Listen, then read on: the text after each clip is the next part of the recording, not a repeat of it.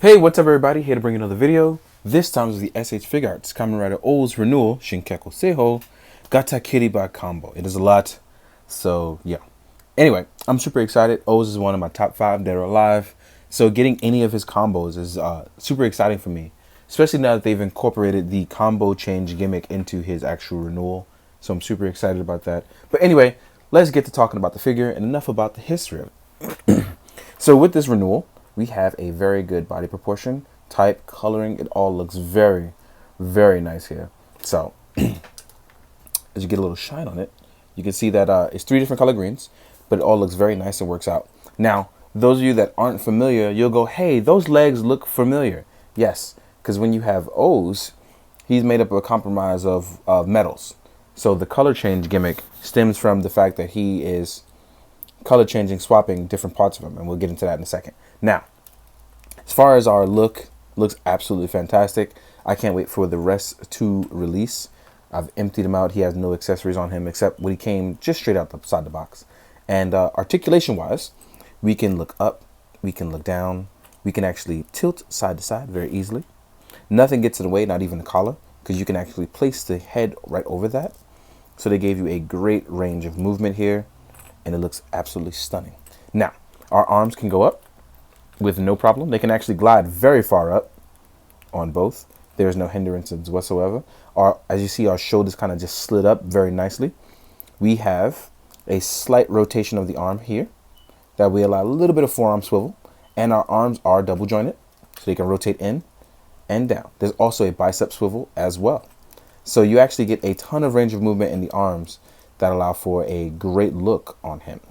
And this has so far been done for the 2 O's combos released. Even on the outside, sorry, not the outside, but even on the arm here, you have that 360-degree rotation. So you have a lot to look forward to in your range of movement. As far as the torso goes, you can go left, you can go right, you can go backwards, you can tilt side to side, and you even have a very decent ab crunch going forward, so that way the belt isn't even in the way. Our head can tilt up. So as you can see, there is a lot of movement, and I like that kind of stuff. It allows for a great range of expression. Our legs can go up, they can go outward, but not very far. Oh, I was wrong. Our legs can hit that slight 90-degree angle. We have our thigh swivel, and we have the fact that our legs are double jointed. So as you can see, they slide in too. Now, our generous ankle pivot. Now, this is the thing, right? OOO's has probably some of the best ankle pivot there is on the renewals. And what's crazy about that is he went from being the worst, and I'll show you that in the 1.0 figure, to simply having some of the best ankle pivot there is. This guy right here is almost untouchable in terms of ankle pivot range for an SHF. As you can see here, I've gotten him down in an easy slide combo for range to show you just how easy it was for him. Voila. Looks utterly fantastic. In our arms here, these blades can actually pop off, and they are usable, and I'll get to that in a second. So, so yeah, we've actually gotten a great thing. With our belt here, this actually tilts up and down for when you want to do your slide gimmick, and this rotates left and right. So I'm going to leave you all posed up and nice so I can talk about your accessories. Now, this is where it actually gets a little crazy. So you get your cell medals, which I have not cut out yet, but you get 3 of them. And with your cell medals, you'll be able to place them inside the belt or in the metal jab. Well, not in the metal jabber, but that would have been a nice gimmick. But I'm not going to put these in just yet. I'm going to save that for the photos. Now, with our blades, like I've stated before, you can actually remove these. And the reason why you can remove these is because when you get to the hands that are able to hold it, he can turn those blades on his arms into the ones he uses in his hands. The way he uses them is in this shape and form. So he actually uses them like kind of like a dagger cutting through. They actually get really long in comparison to the way they actually are when you take them off. So they actually extend. It shows you that in the show, but just to make sure you see it here. And you'll actually get 2 of those blades. Then you'll get 2 hands for holding those said blades. You'll get your scanning charge hands. Actually, no. Are these the scanning charge hands? Let me make sure. This is your hand for holding the said scan charger. So here we go. So you can hold it. But you can also use those as martial arts hands, which is what I recommend. Then you have your passive hand, your open palm. Then you have your hand for holding the core medals. Now, if you have opened one up, you already know these hands actually hold it pretty well. One more thing you do get with the Gatakiriba combo that kind of sets it apart is when you are doing its specialty, which are the grasshopper legs. Now, you're going to be careful, right? You're going to gently wiggle the feet out. And this will come out, but you don't have to actually remove that. And then you'll get the grasshopper feet, which actually gets a little tricky to put in because you don't want to break anything. So you have to add a little bit of pressure there, right? I'm actually going to do it on both so we can see if he can stand up with these legs on. See if he can really hold that said balance. Because we've seen it in pictures, but we all want to know if you can actually do it. Now, these actually give you the same range of articulation that you got with the other feet. So I want to see if this guy can stand.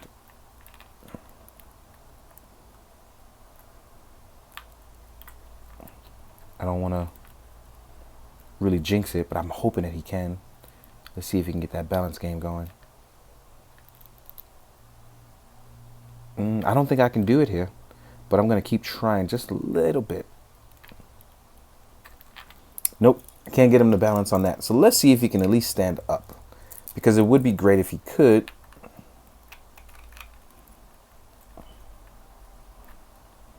So if you stand him like this, which you're not supposed to, you can stand him on the hind legs. But on the hind legs, it looks like it's not going to work out. I'm trying it here, and he looks like he will not be able to stand without a stand. But given some time and practice, I'm pretty sure I can make something work. But as of right now, doesn't look like it works, which kind of sucks. But I was hoping it would. All in all, this has actually been a fantastic piece. And one more thing I do want to show you is that combo change. So what I'm going to do is I'm going to pop on these normal feet. It's like putting on your Timbs, you just kind of push down.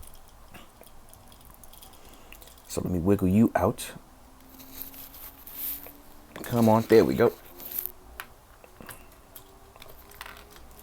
There we go. Now, so with our combo change, which I'm going to get to right now, you're actually going to remove the upper torso here. You can actually remove the chest plate as well. Come on, come on. There we go. You can actually remove the said torso. Now, you can basically take this guy apart very easily. And the reason why that is because we can do something really cool like this. The same thing that I've done here, I can actually do here on this guy. And if you're wondering about the purple eyes are from SHF Upgrade. And then voila, I can do this.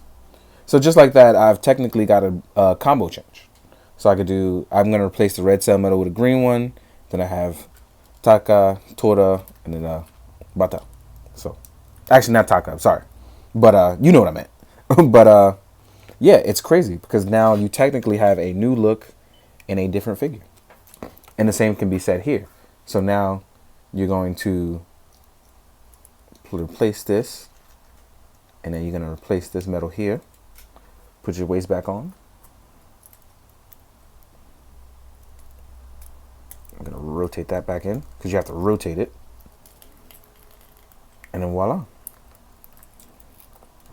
And just like that, because he has no medals in, you don't see it. But again, now you technically have two figures. Right? This is the kind of stuff that you'll enjoy if you really enjoy this level of gimmick. So you can actually have a grand old time.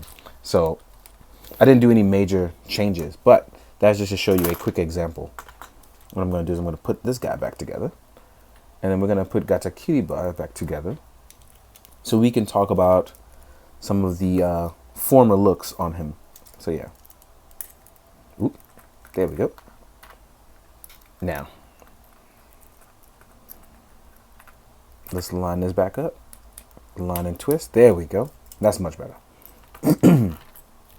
Now, this is the 2.0. Real quick, I'm going to give you a look at the 1.0 so you guys can see the difference in this guy. And as you can see, there is a huge difference here. There is a smaller, first of all, he's completely deproportioned. That chest to head to foot ratio, everything just looks all off. And when you look at this guy, you see a huge difference in how far we've come with these figures so far. I believe this was released way back in I'm not sure if it was 2009 or 2010, 2011 even. But this is a big difference 10 years makes on these kind of guys. So just keep that in mind. Now, real quick, we're going to jump in size comparison with some other stuff and give you guys a look at what's going on. Real quick, let's compare him to 1.0 Birth and UVA. So here it is with 1.0 Birth, which again will just look completely wrong next to this guy.